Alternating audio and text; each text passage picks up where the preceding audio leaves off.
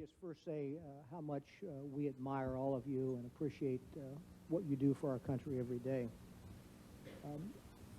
We've talked about a wall, and to our FBI agent, I hope you're right.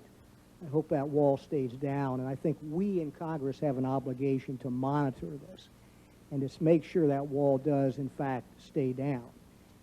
I believe that part of the problem has been, and we really have two kinds of walls. One is a wall that's there to protect foreign intelligence sources and methods, and we all understand that. That has to be dealt with on a practical basis by those of you who are the professionals in the field. But the other is a Congress-created law with the FISA law.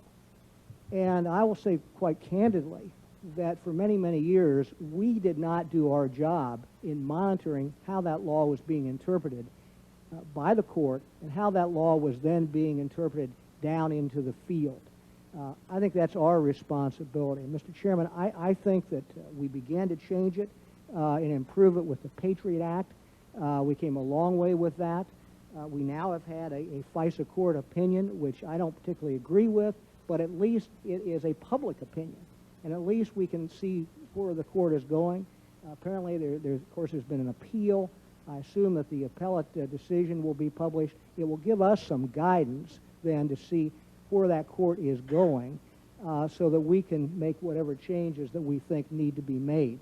So I think we have to follow what the court is doing, see how it's being interpreted, and also see how it's being implemented down into the field, and that's our obligation to do it. And I think, Mr. Chairman, we can do that consistent with national security concerns. It's our committee's job. We ought to do it. Let me just ask a question to our CIA officer. You've had as all our witnesses, have had a great experience and great background, and it's clear that you were, a real expert in intelligence.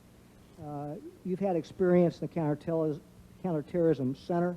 You now have testified that you're a detailee to the FBI. So you've seen it, in a sense, from both sides. Again, I know you don't want to get into this in great detail in a public session, but do you have any guidance for us in regard to the Counterterrorism Center? How are we doing? What else do you need there? How is the interface between the FBI and the CIA coming? Does that need any more improvement? Just kind of give us a quick, little time I have, a quick snapshot of that, if you could. It's going to be quick because I've been away from the Counterterrorism Center for quite some time now, but and they've evolved in a revolutionary way since I've left, and certainly since September 11th. It's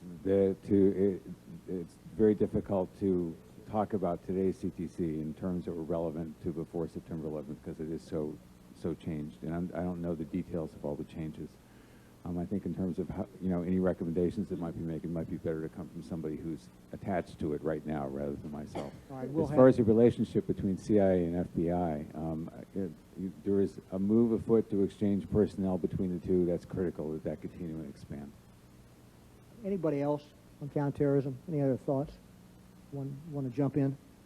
I would say, just from my perspective, the management and stories that I hear is that we have come a long way. I think we need to go that much further, not only exchanging management, but also exchanging the field agents at some level, and guard against the fact that once an individual goes to the FBI or vice versa, that individual becomes beholden just to that institution.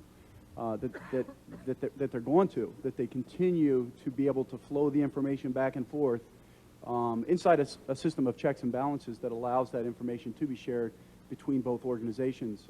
The first step might have been management. Maybe the next step is actual agents and officers from both sides being exchanged. Mr. Rollins? In order to do that, Senator, I totally agree with my colleagues. It becomes a resource issue. I know in talking to past chiefs of station, to include my friend Kofer, who's here, we have to be where they are in terms of going after the enemy. I know we'd like to all have officers and agents in everyone else's field offices and stations. That's not practical, but to begin to go down that road, I don't want to speak for my colleagues, but I certainly think I can. We need more people. Thank you, Mr. Chairman.